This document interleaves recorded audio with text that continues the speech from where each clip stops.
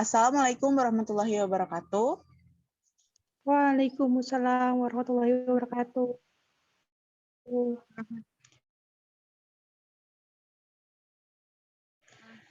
Siang hari ini kita akan melakukan pembelajaran seperti biasanya. Nah, di sini kita awali dengan mengontrol kehadiran terlebih dahulu ya, Bapak Ibu sekalian. Yang pertama itu Bapak Alparizi, apakah hadir?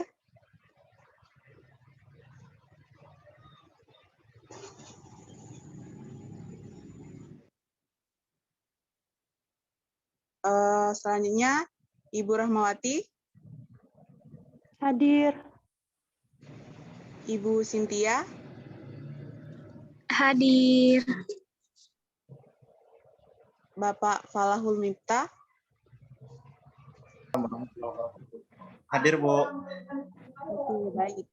Berarti apakah ada yang tidak hadir?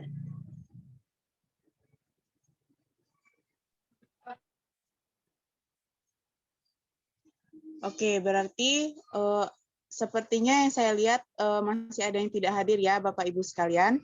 Selanjutnya, saya akan memberikan wejangan atau kata-kata sedikit mengingat pada kondisi kita sekarang ini banyak yang sakit kan. Jadi kita itu harus lebih peduli kepada kesehatan kita. Jika kita itu keluar rumah memakai masker, kemudian sering-sering mencuci tangan, dan juga makan makanan yang bergizi, sehingga kita bisa sehat begitu. Lalu sebelum kita memulai atau masuk materi pada siang hari ini, ada baiknya kita melakukan persepsi atau pengulangan materi minggu lalu. Nah, apakah masih ada yang mengingat materi minggu lalu? Masih, Ibu. Boleh Ibu Rahmah disampaikan? Baik, terima kasih atas kesempatannya. Untuk materi yang kemarin, Ibu telah menjelaskan teori perubahan sosial yang di mana ada beberapa teori. Yang pertama itu menurut James, yaitu teori evolusi yang di mana James ini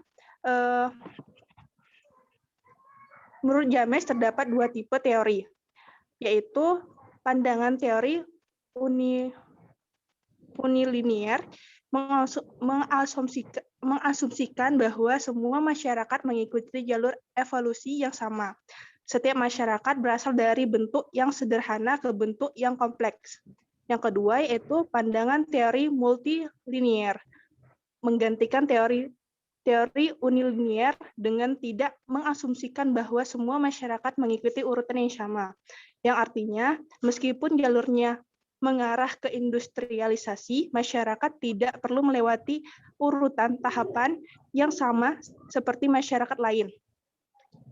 Yang selanjutnya, teori siklus, yang dimana menurut P.B. Hartono dan C.L.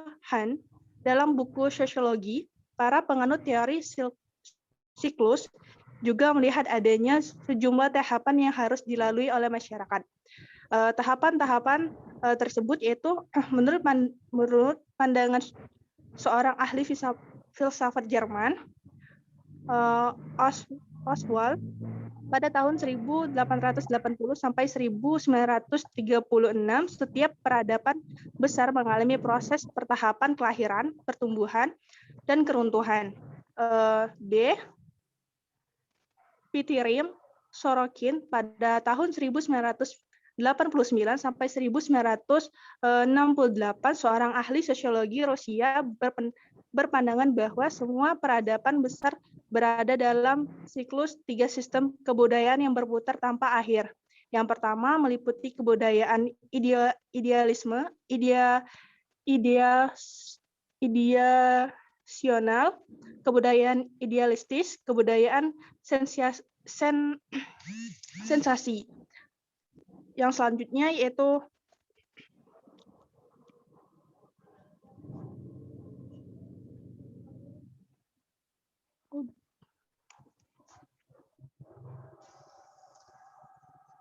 Baik, kepada Rahma, Ibu Rahma, saya ucapkan terima kasih. Benar sekali ya, Bapak dan Ibu sekalian, minggu kemarin kita telah mempelajari mengenai pengertian, kemudian teori perubahan sosial, yaitu ada teori evolusi, kemudian teori siklus, teori fungsional, dan teori konflik. Nah, pada minggu ini kita akan mempelajari mengenai dampak dan juga bentuk-bentuk dari perubahan sosial. Nah, saya izin untuk share screen ya.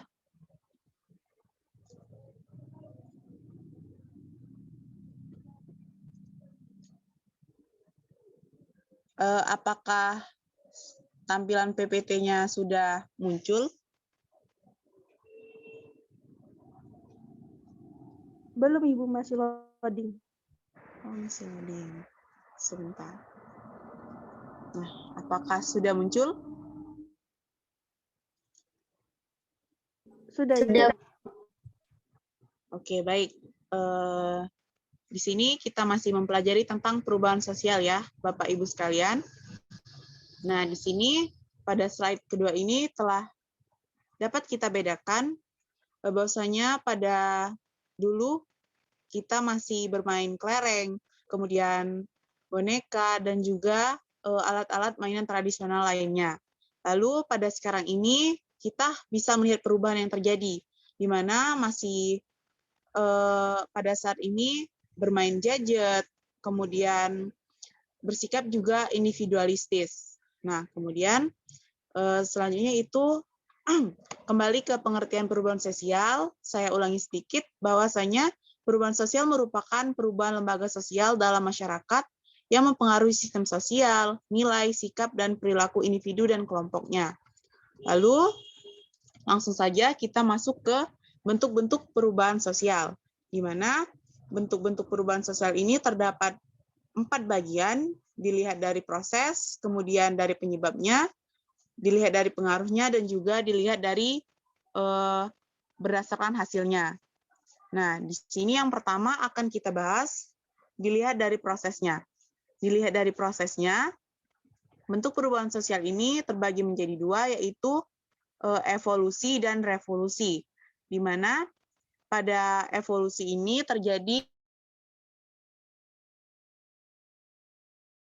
secara lambat dan perlahan di dalam masyarakat. Contohnya itu seperti perubahan yang terjadi di dalam masyarakat tradisional ke perubahan menjadi masyarakat yang modern. Kemudian pada yang kedua yaitu revolusi. Revolusi ini merupakan perubahan sosial yang terjadi di dalam masyarakat secara cepat dan bersifat memaksa dalam proses terjadinya. Nah, contohnya itu seperti revolusi dalam tata cara berkendara di ibu kota Jakarta yang mengharuskan pengendara berplat nomor genap dan ganjil harus menyesuaikan tanggal agar dapat melintas dari jalan untuk mematuhi protokol kesehatan yang ada. Lalu bagian yang kedua tadi yaitu dilihat dari penyebabnya. Nah, yang pertama yaitu ada perubahan yang dikehendaki, di mana perubahan yang dikehendaki ini merupakan perubahan yang terjadi secara tidak sengaja dan di luar kendali manusia. Kemudian perubahan yang tidak dikehendaki, perubahan ini terjadi karena suatu sebab yang dikehendaki, yang tidak dikehendaki oleh manusia. Lalu yang ketiga yaitu dilihat dari pengaruhnya. Yang pertama yaitu perubahan sosial yang berpengaruh besar, dan yang kedua yaitu berpengaruh kecil. Kita lihat pada perubahan sosial yang berpengaruh besar di sini, yaitu perubahan yang memiliki dampak dan berpengaruh besar bagi kehidupan masyarakat. Dan yang kecil tadi, yang berpengaruh kecil terhadap perubahan yang ada di masyarakat. Dan yang terakhir yaitu perubahan sosial dilihat dari hasilnya. Nah, di sini ada kemajuan dan juga kemunduran. Dari kemajuan ini, contohnya itu seperti masyarakat yang memiliki transformasi yang semakin berkembang, transportasi yang semakin berkembang, dan juga pada kemunduran, misalnya itu banyak orang-orang yang menyalahgunakan kendaraan bermotor untuk melakukan balapan liar. Lalu materi selanjutnya yaitu mengenai dampak perubahan sosial. Di sini setiap dampak itu pastinya memiliki dampak positif dan juga dampak negatif. Nah, pada dampak positif, yang pertama itu ada terciptanya pola pikir yang semakin terbuka. Nah, di mana terciptanya pola pikir yang semakin terbuka akan membawa hal yang positif, karena hal tersebut akan menghasilkan sudut pandang yang luas bagi masyarakat dalam menghadapi suatu masalah. Nah, dengan kata lain, jika seseorang itu menghadapi masalah, maka dia tidak memiliki satu jalan untuk menyelesaikannya, namun berbagai jalan atau berbagai cara. Lalu, yang kedua yaitu meningkatnya taraf pendidikan. Adanya perubahan sosial ini, maka akan meningkatkan taraf pendidikan di masyarakat yang akan terjadi seiring dengan meningkatnya persaingan yang terjadi di dalam masyarakat. Lalu, yang ketiga ada meningkatnya toleransi. Meningkatnya toleransi ini dalam kebebasan beragama juga akan mengalami peningkatan seiring dengan pola pikir yang semakin terbuka.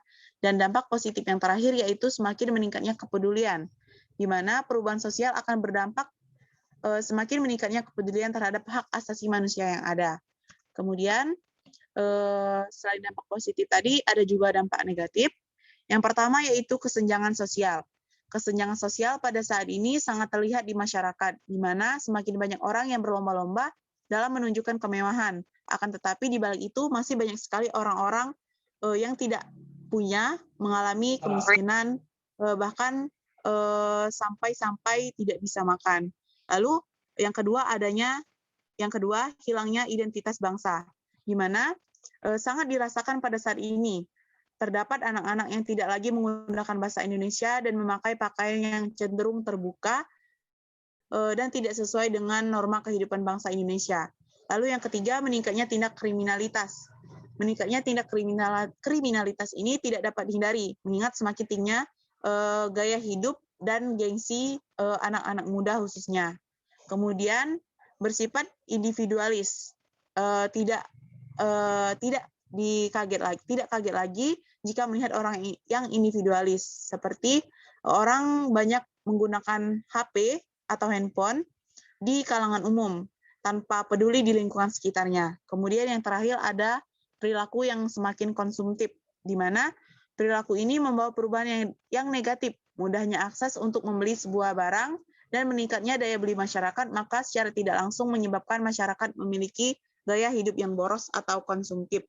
Nah, mungkin itu saja terkait materi pada hari ini, terkait dampak dan bentuk-bentuk perubahan sosial yang ada. Nah, terkait materi yang ada ini, bagi Bapak Ibu sekalian, jika masih ada yang belum jelas atau yang ingin ditanyakan, dipersilahkan. Izin bertanya, Ibu. Baik, kepada Bapak Alfarizi dipersilahkan. Ya, Ibu. Terima kasih, Ibu, sebelumnya atas kesempatannya. Tadi saya juga telah mencatat apa yang telah disampaikan oleh Ibu. Terus juga tadi juga saya telah membaca modul yang telah diberikan oleh Ibu. Nah, di situ ada bahwasannya masyarakat tradisional itu sulit sekali, Ibu, dalam mengalami sebuah perubahan, dalam menerima dan untuk mengimplementasikan sebuah perubahan tersebut. Nah, mengapa Ibu kalau kita lihat masyarakat tradisional itu sulit sekali. Saya juga merasakan saya masih masyarakat tradisional sulit untuk melakukan sebuah perubahan baik itu dalam diri saya pribadi dan juga maupun dalam berinteraksi dengan masyarakat yang lainnya. Mungkin untuk dijawab Ibu. Terima kasih. Oke, baik. Kepada Bapak Alfarizi, saya ucapkan terima kasih. Tadi Bapak Alfarizi telah bertanya mengenai mengapa sih pada masyarakat tradisional itu sangat sulit menerima perubahan yang ada.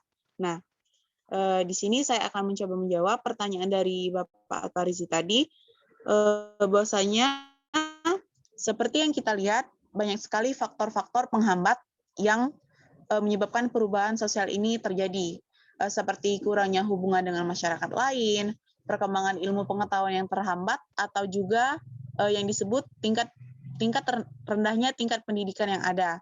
Kemudian adanya kepentingan-kepentingan yang tertanam dengan kuat di masyarakat dan juga rasa takut akan terjadinya kegoyahan pada integrasi kebudayaan. Nah, di sini saya akan menjelaskan sedikit bahwasanya masyarakat itu bersikap konservatif atau tertutup. Jadi masyarakat itu tidak mau menerima kebudayaan atau perubahan sosial yang baru karena mereka itu ingin mempertahankan apa yang diwariskan oleh budaya mereka. Jika mereka menerima kebudayaan yang baru, maka mereka itu menganggap bahwasanya orang-orang yang datang membawa perubahan ini merusak kebudayaan yang lama, seperti itu. Jadi mereka itu menganggap bahwasanya perubahan itu tidak baik, bisa dikatakan seperti itu, karena mereka mempertahankan kebudayaan yang ada di masyarakat mereka. Mungkin itu saja, Bapak Alparizi, jawaban dari saya. Baik Ibu, terima kasih, sangat jelas Ibu. Bahwa ya karena berarti ini ya Bu ya, bahwasannya masyarakat tradisional itu ya sulit menerima perubahan itu dikarenakan ia memegang teguh nilai norma yang ada di kebudayaannya Bu ya, sehingga dia sulit untuk menerima sebuah perubahan, gitu ya Bu. Ya, begitu Bapak Alparizi. Ya. Oke Ibu, terima kasih. Terima kasih kembali. Nah, apakah masih ada Bapak dan Ibu sekalian yang ingin bertanya? Oke, baik. Jika tidak ada, kita sampai pada akhir pertemuan kita pada hari ini. Terkait materi yang kita pelajari hari ini, apakah ada Bapak dan Ibu sekalian yang ingin menyampaikan kesimpulan? Baik, kalau tidak ada, saya akan membantu menyimpulkan pelajaran pada siang hari ini. Bahwasanya kita tadi telah mempelajari perubahan sosial, yaitu terkait dampak dan bentuk-bentuk dari perubahan sosial yang ada. Nah, tadi kita telah membahas bahwasanya terdapat 4 bentuk perubahan sosial yang dilihat dari prosesnya, kemudian hasilnya, juga penyebabnya, dan juga dari pengaruhnya. Nah, di sini tadi dilihat dari proses ada evolusi dan revolusi, dari penyebab ada yang perubahan yang dikehendaki dan tidak dikehendaki, dan juga dari pengaruh ada berpengaruh besar dan kecil, dan dari hasilnya tadi ada yang mengalami kemajuan dan juga kemunduran. Nah, selanjutnya tadi juga ada dampak baik positif dan juga negatif. Nah, baik, mungkin itu saja kesimpulan dari saya terkait pelajaran kita pada hari ini. Nah, selanjutnya saya akan memberikan tugas untuk Bapak dan Ibu sekalian pelajari dan kerjakan di rumah. Nah, silakan dibuka modul yang telah saya berikan di grup WhatsApp tadi. Buka halaman terakhir, bagian terakhir setelah materi, sehingga Bapak Ibu bisa menyelesaikan tugas yang saya berikan berupa laporan singkat terkait perubahan sosial yang ada di sekitar Bapak Ibu sekalian. Nah, apakah ada yang ingin ditanyakan terkait tugas yang telah saya berikan? Izin bertanya Ibu. Boleh, silakan Bapak Alparizi. Ini nulisnya di kertas double folio seperti biasa Ibu atau di buku catatan? Nanti diberikan format untuk penulisan pengetikannya ya, Bapak dan Ibu sekalian. Nanti saya dijelaskan di grup WhatsApp saja. Baik Bu, terima kasih. Baik, Satu mungkin. lagi Bu, mau bertanya. Oke, baik. Apa? Ini dikumpulnya kapan Bu? Untuk pengumpulannya boleh dikumpulkan sehari sebelum kita pertemuan lagi ya. Oke Bu, terima kasih. Oke, baik. Oke, terima kasih kembali. Baik, mungkin itu saja dari pertemuan kita pada hari ini. Sebelum kita menutup pembelajaran hari ini, kita berdoa terlebih dahulu. Boleh untuk berdoa menurut kepercayaan masing-masing. Berdoa dimulai.